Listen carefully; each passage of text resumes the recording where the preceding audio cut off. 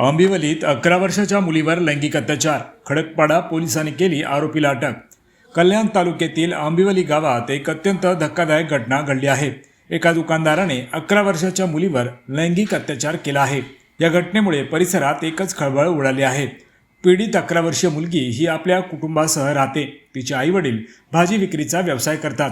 5 मे रोजी रात्री 8 वाजण्याच्या सुमारास सदरील 11 वर्षीय अल्पवयीन मुलगी मैत्रिणीच्या घरी जाते असे सांगून घराच्या बाहेर पडली, मात्र ती संध्याकाळी घरी परतली नाही।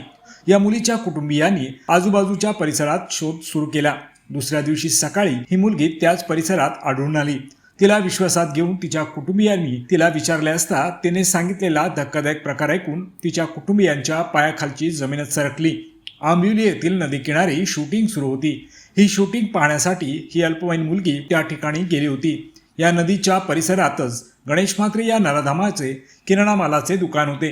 गणेश याची नजर या अल्पवयीन मुलीवर पडली। त्याने तिला दुकानात बोलावून जबरदस्तीने दुकानात थांबण्यास सांगितले, मात्र या अल्पवयीन मुलीने विरोध करताच तिला दुकानात ओढून घेत दुकानाचे शटर बंद करून या मुलीवर लैंगिक अत्याचार केला।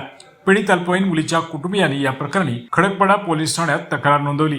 या तक्रारीनुसार खडकपाडा पोलिसात गुन्हा दाखल करत तत्काळ नराधम गणेश म्हात्रे याला बेड्या ठोकण्यात आल्या आहेत। महाराष्ट्र अपडेट 24 कल्याण।